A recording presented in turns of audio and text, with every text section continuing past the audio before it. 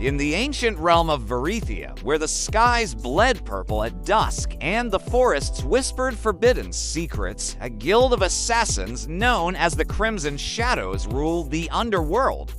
They were not ordinary killers. Each assassin was bound by a blood oath to the spirit of an ancient beast, granting them powers beyond any mortal. Some could melt into the mist, others could silence a heartbeat with a mere glance. Among them was Kael, the youngest and most ruthless. He had never known family, only the cold steel of his blade and the warmth of fresh blood.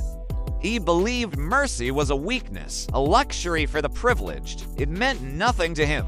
But when he was ordered to kill Cerese's seer, who had seen the true fate of Varethia, he found her in a hidden grove surrounded by the bones of her former companions, those who had refused to bend the knee to the assassins. She did not beg for her life, nor did she show fear. Instead, she offered him a vision, a world where the assassins were no longer slaves to the ancient beasts, but free men and women with names instead of numbers, a world without the Crimson Shadows. Kael hesitated for the first time. He lowered his dagger, but the spirits within him roared in fury, burning his veins with their wrath. The whispers in his head grew louder, commanding him to end Cerese and take her power for himself, to become the most ruthless assassin in the guild. But as he looked at Cerese, he saw not an enemy, but a glimpse of the world he could be a part of, a world where he could be more than just a killer. In that moment, Kael made a choice. He turned his blade not toward Cerese, but toward the darkness inside him.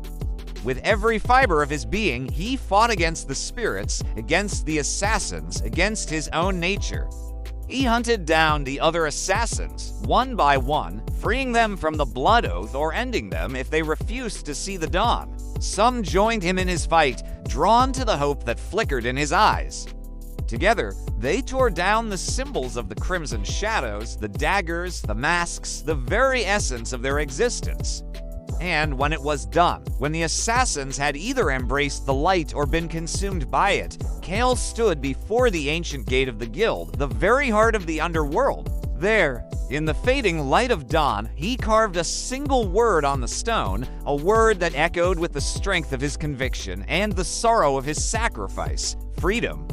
So it was that the Crimson Shadows ended. Some say becoming monsters, others heroes. But in the ruins of Varethia's underworld, there remained the memory of Kael, the assassin who had dared to defy the darkness within him and carve out a sliver of hope in a world shrouded in shadows.